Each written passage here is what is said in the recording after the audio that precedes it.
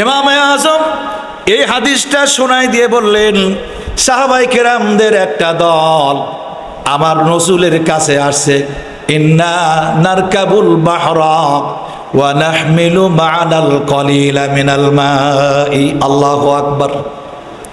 Fine তাওয়াদ্দানা বিহি আতিশনা। ওই সাহাবায়ে কেরামদের দল বিশ্বনবী মুহাম্মদ সাল্লাল্লাহু আলাইহি ওয়াসাল্লামকে বলছেন, ওগো নবীজি, আমরা সমুদ্রে ভ্রমণে থাকি, ইন্না নারকাবুল বাহরা ওয়া নাহমিলু মা'নাল কলিলা মিনাল মাই মাই ইউরিদিল্লাহু বিহি খায়রান ইউফাক্কিহু ফিদ্দীন।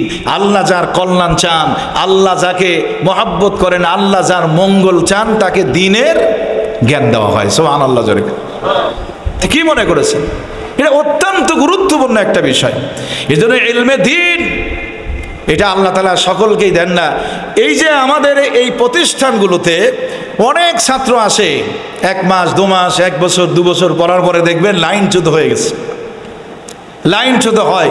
এমনকি কোরআনের হাফেজ হওয়ার পরেও এখন সে লাইনচ্যুত হয়ে গেছে, আল্লাহ তার কল্যাণ চাইলে।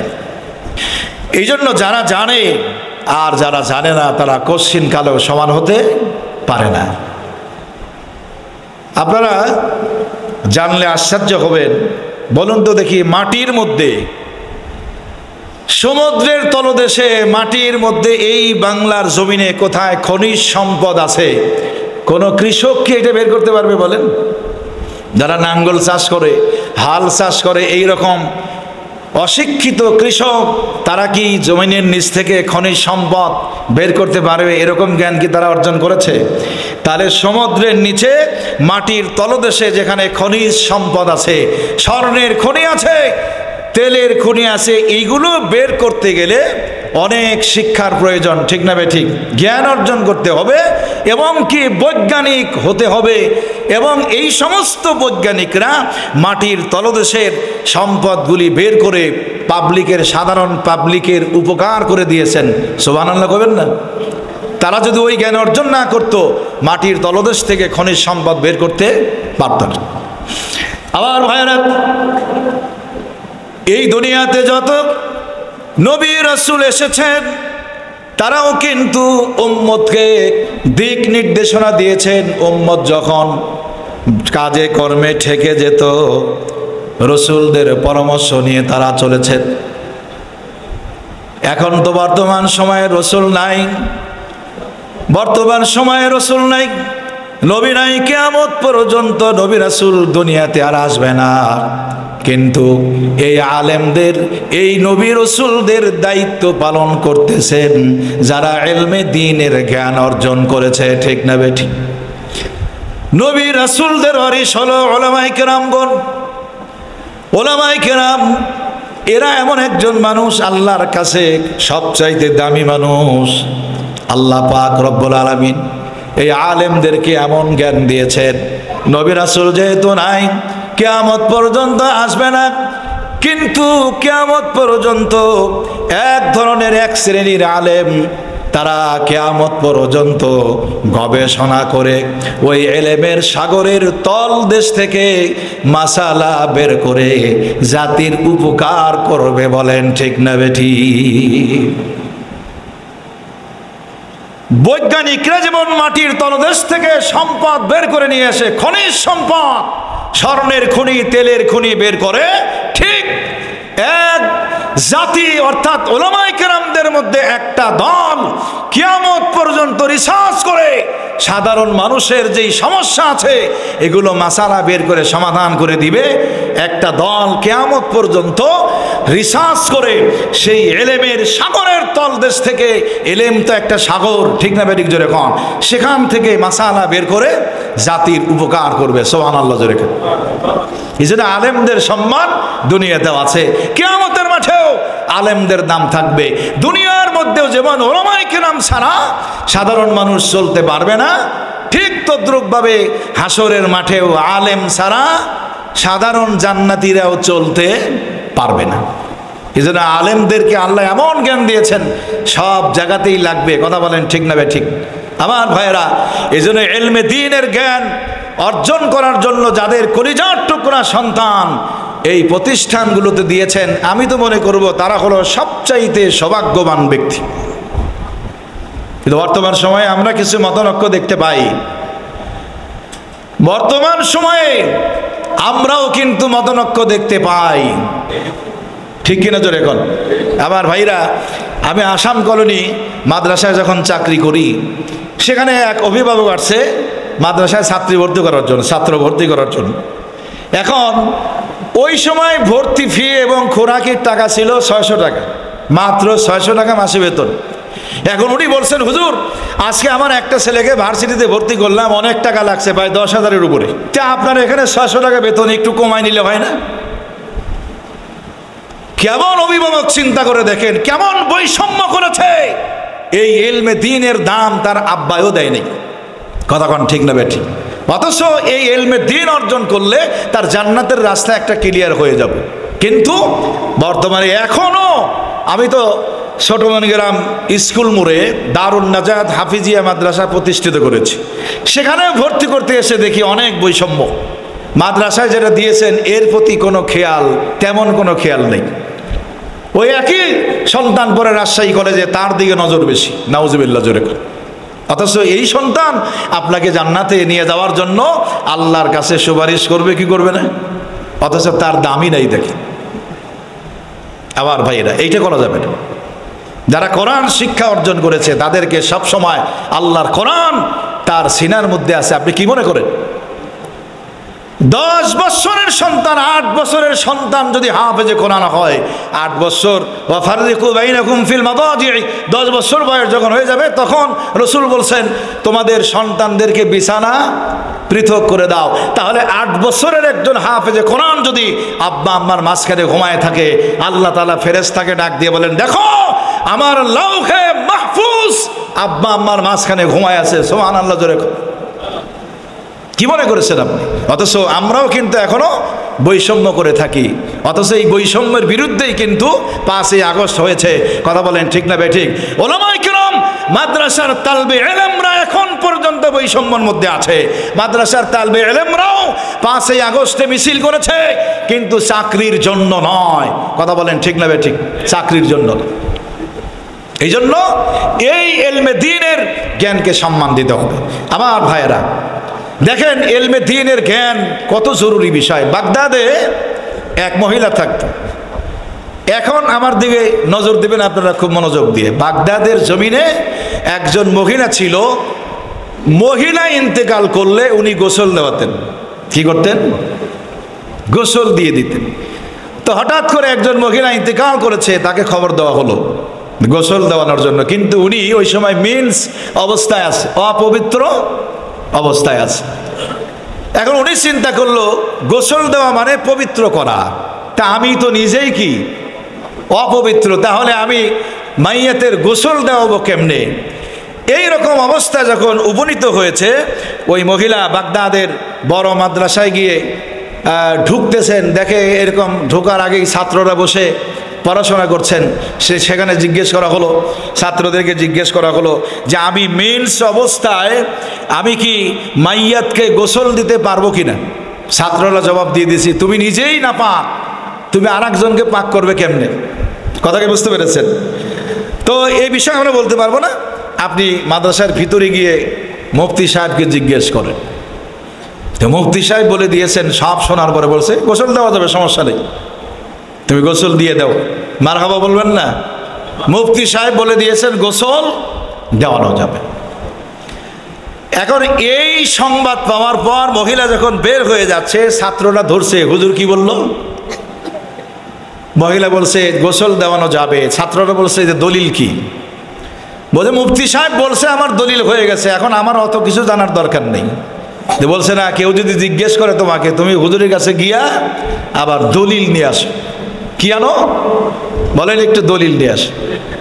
হুজুরের কাছে গিয়েছে, হুজুর তখন বলছে কেউ যদি জিজ্ঞেস করে বলবা এটা বুখারীতে আছে, দলিল বুখারীতে আছে।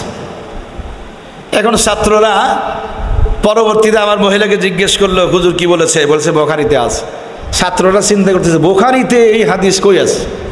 যে মাইয়াতকে মেন্স অবস্থায় গোসল করানো যাবে? আসলে ওই রকম ভাবে নাই। কথা কি বুঝতে পেরেছে? ছাত্ররা এবার ওস্তাদ গিয়ে ধরছে, ওস্তাদকে গিয়ে যে হুজুর বুখারীতে হাদিসটা কই আছে। হুজুর বললেন, শোনো, তোমরা তো সবেমাত্র ছাত্র, এইগুলো মাসালা এলেমের সাগর থেকে রিসার্চ করে বের করতে হয়। যদি জানা না থাকতো হুজুর কি পারতেন বলেন তো দেখি?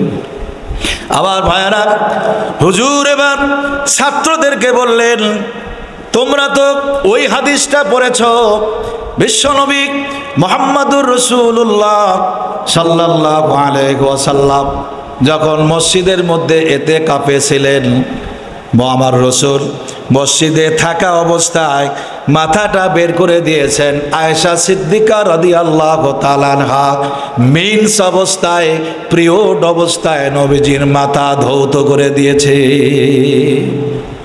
যে হুজুর এই হাদিসটা আমরা পড়েছি, তাহলে আমি তোমাদেরকে বলতে চাই, আয়েশা সিদ্দিকা রাদিয়াল্লাহু তাআলা আনহা মেন্স অবস্থায়, পিরিয়ড অবস্থায় যদি আমার রাসূলের মাথা ধৌত করে দিতে পারে, তাহলে এই মহিলা অবশ্যই 100% মাইয়াতকে গোসল দেওয়াতে পারবে। জোরে কোন আল্লাহু আকবার। এটা কিসের মাধ্যমে আসলো? রিসার্চের মাধ্যমে বের করা সম্ভব। এইটা সাধারণ জ্ঞান দিয়ে বের করা সম্ভব নয়। কথা বলেন ঠিক না? ঠিক। আরো একটা কথা আমি আপনাদেরকে শোনাই, আশ্চর্য হয়ে যাবে। হযরতে আবু হানিফা রাহিমাহুল্লাহু তাআলা, তার কাছে এক মহিলা গিয়েছেন, আমার দিকে খেয়াল করেন। এক মহিলা গিয়ে বলছেন, হুজুর রমজান মাস চলছে, কিন্তু আমার রমজান মাস আসতেছে, কিন্তু আমার স্বামী তো এত বদমেজাজি, এত যায়, প্রতিদিন আমারে পিটায়। প্রতিদিন কি করে? আমাকে কিন্তু পিটায়। তো হুজুর সামনে তো রমজানুল মুবারক আসতেছে, রোজা রেখে তো লবণ দেখা সম্ভব নয়, কিন্তু আমি কি আমার স্বামীর মারের হাত থেকে বাঁচার জন্য ঝোলের সামান্য পরিমাণে একটু দিয়া জিহ্বার উপরে দিয়ে কি টেস্ট করতে পারবো যে লবণ বেশি হলো না কম হইল? আমার ভাইয়েরা, ইমাম আবু হানিফা রাহিমাহুল্লাহু তাআলা তার মাদ্রাসার ওস্তাদদেরকে প্রশ্ন করেছেন মহিলা। ওস্তাদরা বলছে, না, এইরকম হাদিস কোথাও নাই, অনুমতি আমরা দিতে পারবো না। কথা কি বুঝতে পেরেছেন? মহিলা কানতে কানতে বের হয়ে গেছে। তাহলে রমজান মাসে প্রতিদিন মার ছাড়া আর উপায় নেই, টেনশনে পড়ে গেছে।